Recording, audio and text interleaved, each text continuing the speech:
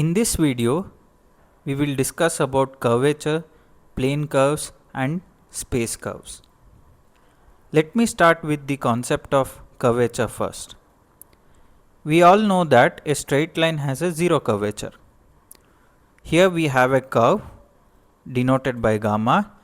Choose 2 points on it, gamma of t and gamma of t plus delta t.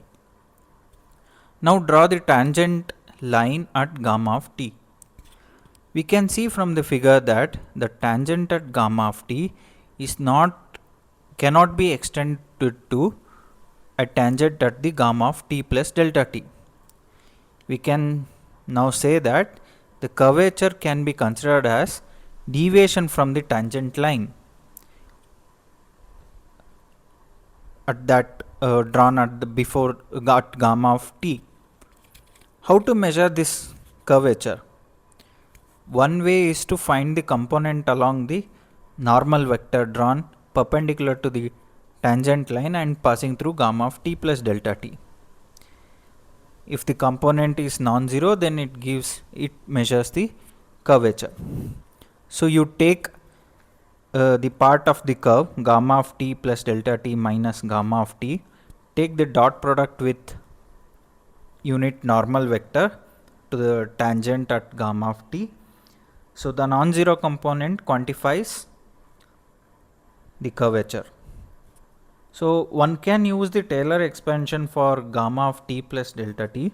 So the leading order term defining the deviation of the curve gamma and considering gamma is unit speed.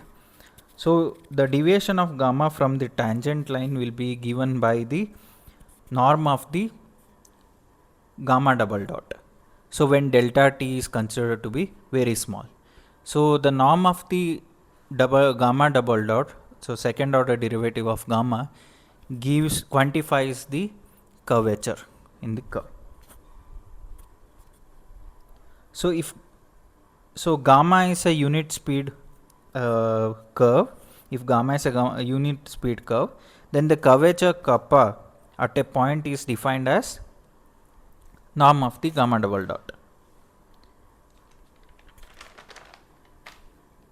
If gamma is a regular curve in R3, so then the curvature kappa is determined to be as given in equation 9. Suppose we have a unit speed curve in R2. So we have here plane curves denoted by gamma of s.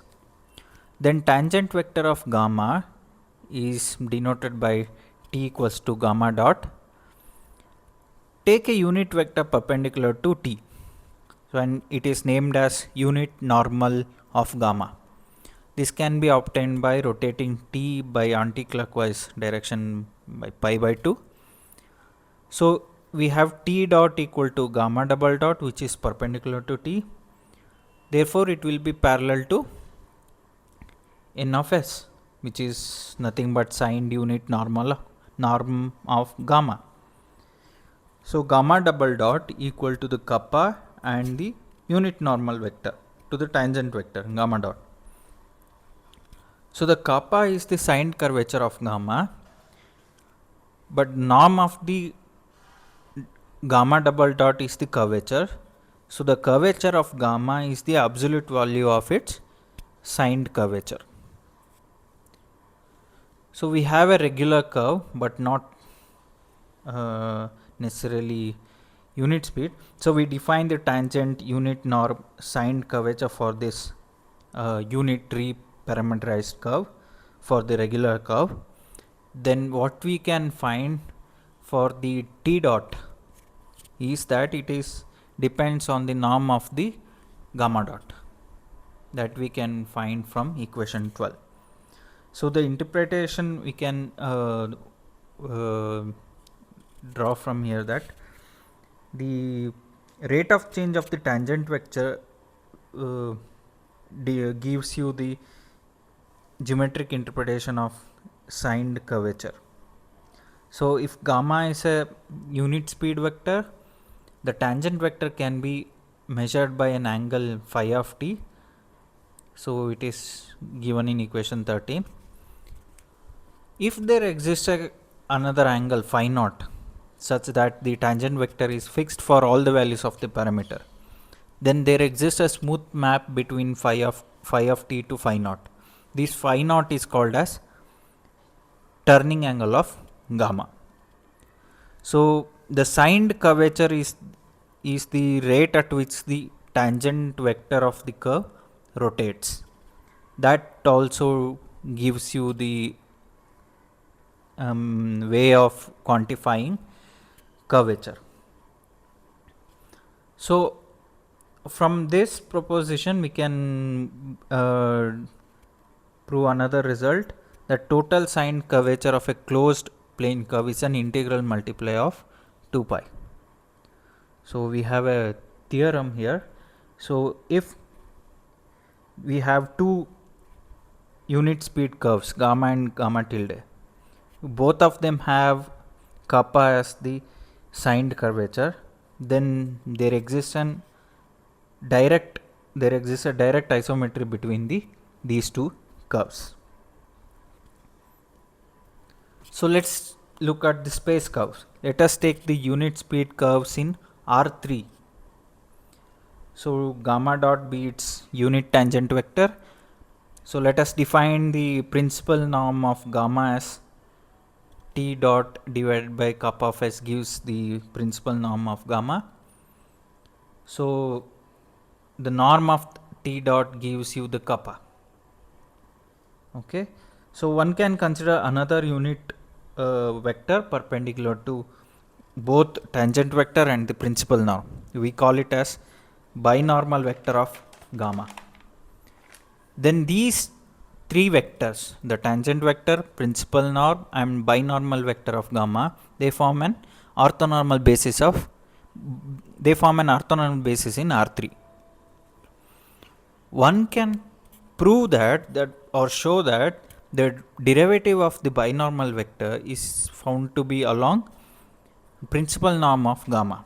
So the coefficient which relates them is called as torsion of the curve.